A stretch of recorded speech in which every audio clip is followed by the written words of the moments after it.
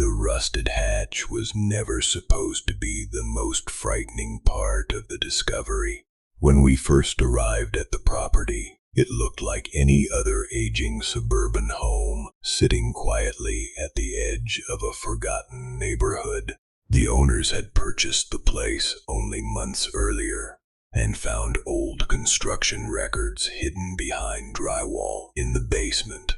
Among faded receipts and yellowed blueprints was a hand-drawn map showing a fallout shelter buried beneath the backyard. At first, it sounded exciting rather than terrifying. The shelter had apparently been built in 1958, during the height of Cold War paranoia. Back then, families across America feared nuclear war. Private bunkers became symbols of security, tiny underground fortresses meant to preserve life after the world ended. Our documentary team specialized in exploring forgotten structures, abandoned hospitals, tunnels, military installations. We had seen almost everything, or at least we thought we had. The hatch revealed itself beneath a layer of soil and dead grass behind the property. It was nearly invisible until excavation exposed a circular steel door coated with decades of corrosion. Rain clouds gathered overhead as we worked. The sky darkened. The smell of wet earth filled the air. Several hours passed before we finally cleared enough dirt to access the hatch completely. Its locking mechanism was frozen solid. We used penetrating oil. Nothing. A breaker bar. Nothing. Eventually, sparks flew as an angle grinder screamed through rusted metal. The noise echoed through the silent neighborhood. When the final locking bracket snapped free, nobody cheered. Something about the hatch unsettled all of us. Perhaps it was the strange symbols scratched around the rim. At the time, we assumed they were random markings left by previous owners. Later, we would realize they were anything but random. With a metallic groan, the hatch finally opened. A wave of stale air escaped from the darkness below. Not the smell we expected. Fallout shelters usually carried scents of mildew, mold, and decay. This air smelled dry, ancient, like dust trapped inside a sealed museum. We aimed flashlights downward. Concrete stairs descended into blackness. The shelter remained intact, perfectly intact. It looked as though nobody had entered it for decades. The realization sent a chill through me. If the bunker had truly remained sealed since the 1950s, whatever waited below had been trapped there for nearly 70 years. One by one, we climbed down. Our lights swept across concrete walls, metal shelves, civil defense posters, stacks of canned food, gas masks hanging from hooks. Everything looked frozen in time. A calendar still hung on the wall. The final date marked October 1962, the month of the Cuban Missile Crisis, a period when the world stood terrifyingly close to nuclear annihilation. The bunker felt less like a shelter and more like a photograph preserved in 3 dimensions. Dust covered every surface. Nothing appeared disturbed. No footprints, no signs of intrusion. The airtight seal had preserved everything. At least, almost everything. Because at the center of the shelter stood something that absolutely did not belong there. At first, our brains struggled to process what we were seeing. The object occupied nearly half the room. Massive, black, monolithic. A stone coffin? No, a sarcophagus. Its polished basalt surface reflected our flashlight beams with an oily sheen. Ancient carvings covered every visible inch. Hieroglyphs. Rows and rows of hieroglyphs. The contrast was surreal. Cold War survival supplies surrounded an artifact that looked thousands of years old. For several moments, nobody spoke. The silence became uncomfortable. Finally, one of our researchers whispered the question haunting every mind. How did that get here? It was impossible. The sarcophagus weighed several tons. Transporting something of that size into a suburban backyard would have required heavy equipment. Yet, property records contained no mention of archaeological acquisitions, no permits, no documentation, nothing. The bunker itself appeared constructed around the artifact, as if the shelter had been built specifically to hide it. That realization unsettled us more than the artifact itself. Someone had gone to extraordinary lengths to conceal this thing. Why? We began documenting every detail. Close-up photographs revealed inscriptions of remarkable quality. Our Egyptology consultant, Dr. Elaine Mercer, joined the investigation remotely through video calls.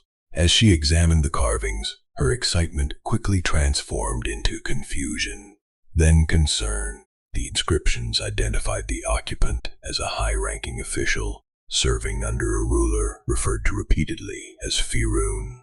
The name appeared numerous times, not Pharaoh, Firoon, a variation associated with certain ancient texts and traditions. Yet something about the inscriptions seemed wrong. Dr. Mercer couldn't explain it initially. The grammar matched known Egyptian structures. The artistic style appeared authentic, but specific symbols belonged to periods separated by centuries. It was as though multiple eras had been blended together intentionally. The artifact shouldn't have existed. Its historical timeline made no sense. As the examination continued, we discovered another disturbing detail. The carvings weren't merely ceremonial. They contained warnings, repeated warnings. One translated phrase appeared again and again. He who carries the sleeping servant shall inherit the gaze of eternity. Nobody knew what that meant. The phrase sounded poetic, ancient, ominous. We laughed nervously and continued working. That laughter didn't last. Hours passed. The shelter grew colder. At first, we blamed poor ventilation. Then we noticed condensation forming on camera lenses. Our breath became visible.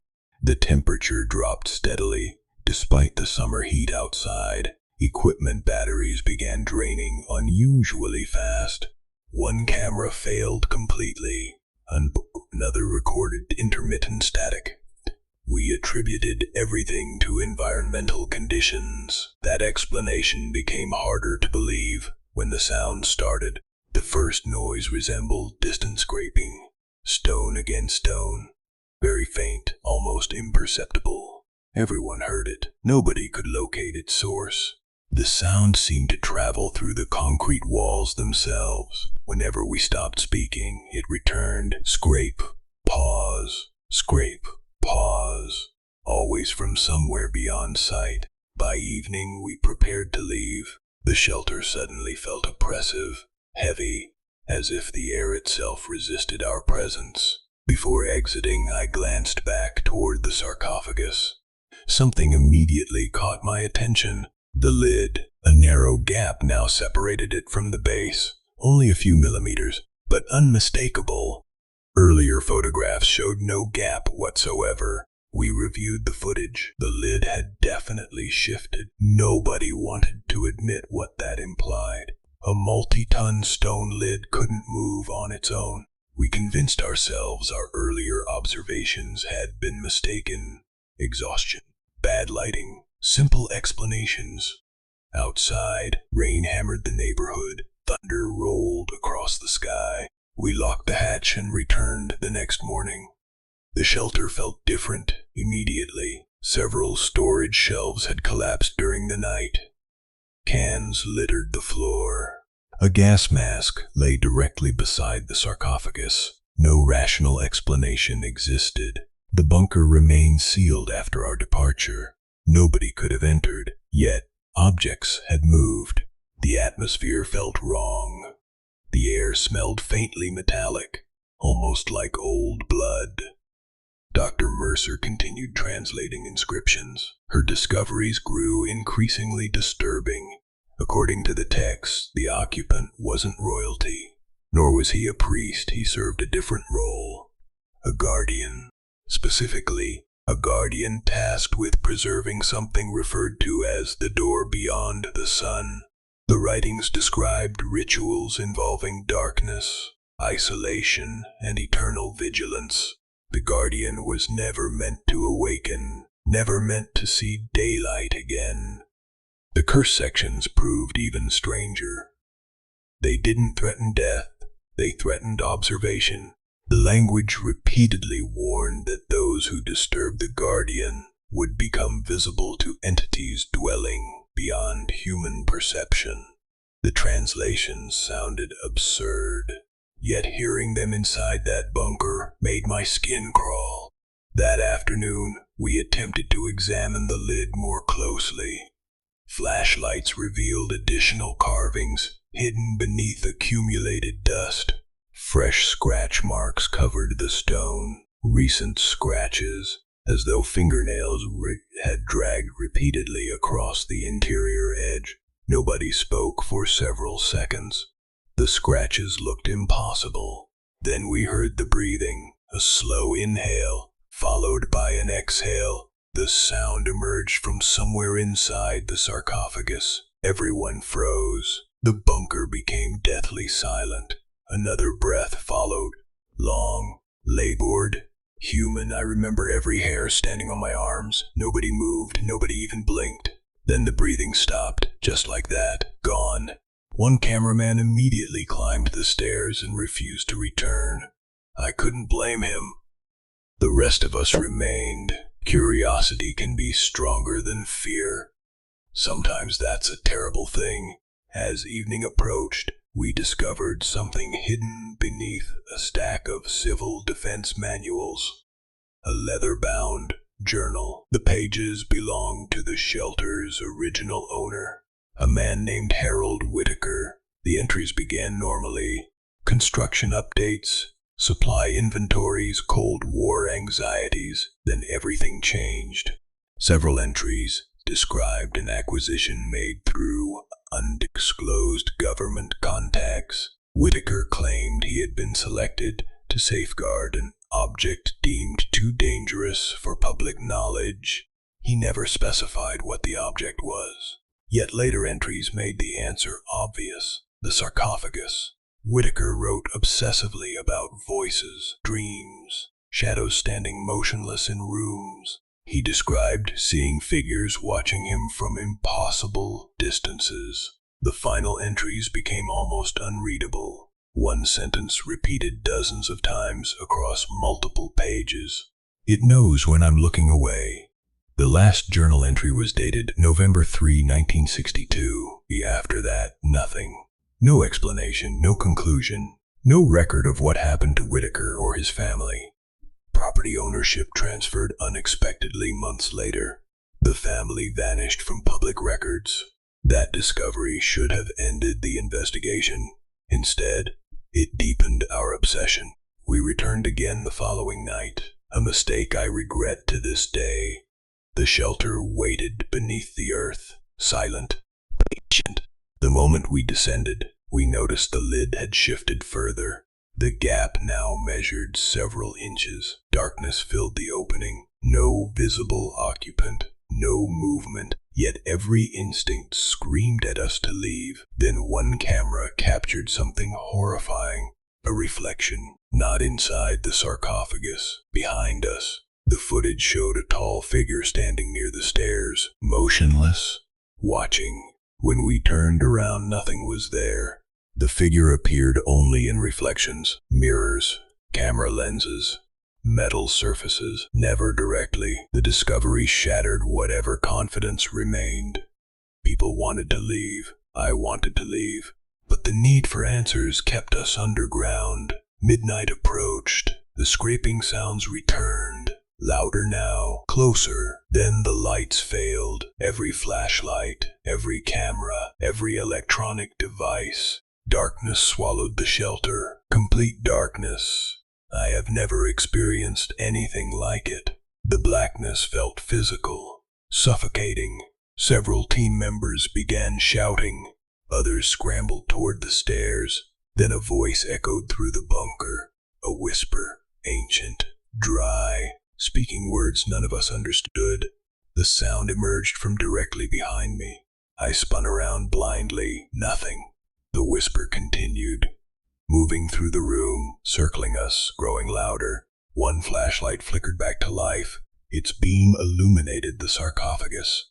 The lid stood fully open. Inside was emptiness. The coffin was vacant. For several seconds, nobody breathed. The occupant was gone. Then someone screamed, a raw animal sound. We turned. One team member pointed toward the far wall. At first I saw nothing. Then I noticed the shadow, a silhouette darker than surrounding darkness. Humanoid, tall, unnaturally thin, standing perfectly still, watching us. The flashlight trembled violently. The figure didn't move. It simply existed, an impossible presence occupying space. The moment another light switched on, the silhouette vanished, just disappeared. Panic erupted. Everyone rushed toward the stairs. Equipment crashed to the floor. Voices echoed. People shoved one another. Fear transformed intelligent adults into terrified animals. I reached the hatch first, then looked back and saw something that still invades my nightmares. The interior walls of the bunker were covered with writing. Thousands of symbols, hieroglyphs, freshly carved. They hadn't been there earlier. Entire concrete surfaces now overflowed with ancient inscriptions. The symbols seemed to continue moving even as I stared, shifting slightly, rearranging themselves, like insects crawling beneath skin. Then the hatch slammed shut on its own. Darkness consumed us again. The impact echoed like a gunshot. People screamed. Someone began sobbing. I remember clawing desperately at steel, while voices whispered all around us. Not one voice, many voices, hundreds. Speaking from every direction, the bunker felt alive. The walls vibrated beneath my hands. The air grew colder, far colder than should have been possible. Then a beam of moonlight appeared. The hatch slowly opened. Nobody touched it. Outside waited silence. We fled. Nobody looked back. Nobody spoke during the drive home. The footage became our only source of answers. Over the following weeks, we reviewed everything, frame by frame.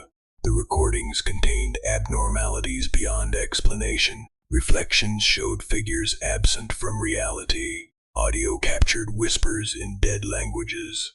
Most disturbing of all were several frames recorded during the blackout. The images revealed a tall humanoid figure standing among us, visible for less than a second. Its face wasn't human. The skin appeared stretched tightly over elongated features. Its eyes reflected light like polished stone, and its expression looked curious. Not hostile, not angry, curious, as though studying us.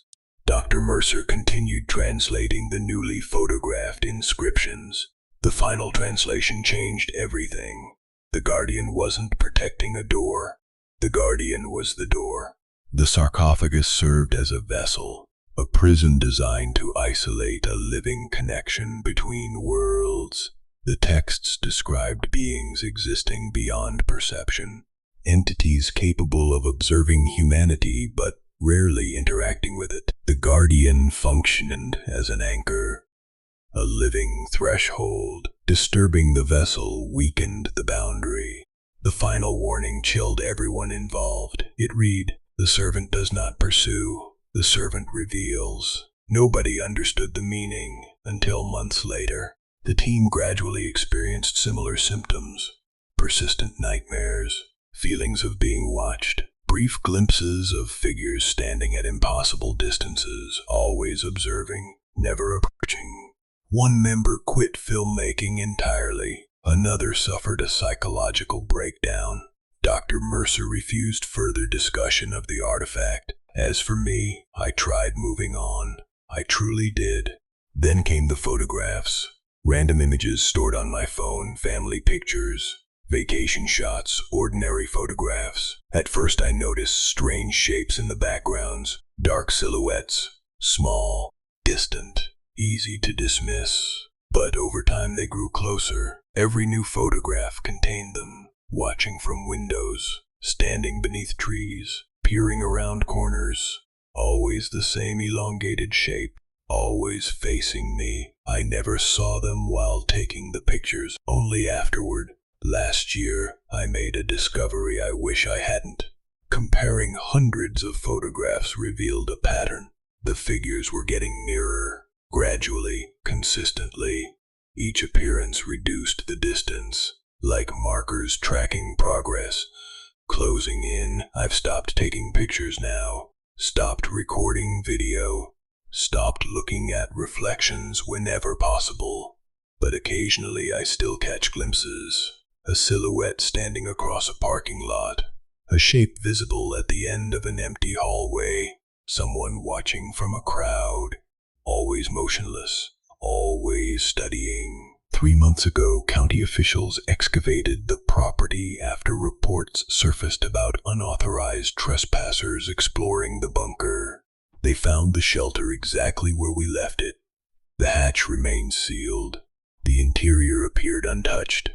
The sarcophagus sat at the center of the room, closed, undisturbed. According to official reports, nothing unusual existed underground. No evidence supported our claims. No missing occupant. No strange inscriptions. Nothing.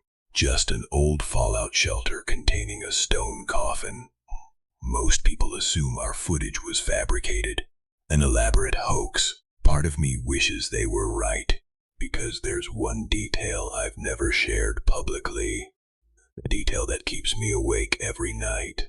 During our final review session, we enhanced one frame captured seconds before the blackout. The image showed the sarcophagus interior, while the lid still remained partially closed. There was something inside. Not a mummy, not a corpse. A living man, a terrified living man, dressed in a 1950s business suit. The face matched photographs of Harold Whitaker, the shelter owner, the man whose journal ended in 1962. He appeared alive, desperately alive. His mouth was open in a silent scream, his hands pressed against stone from the inside, as though he had been trapped there all along. And standing behind him, inside the darkness, was something else. Something impossibly tall, watching him, watching us, waiting for the lid to open. Even now, decades after the bunker was sealed and years after we disturbed it, I sometimes wake in the middle of the night with the overwhelming certainty that someone is standing beside my bed. I never look, because the curse never promised death. It never promised possession. It never promised revenge. The ancient warning was far worse. It promised that once the guardian revealed you, something beyond human sight would finally notice you. And every instinct I possess tells me that whatever noticed us inside that buried fallout shelter is still watching, still curious, still getting closer.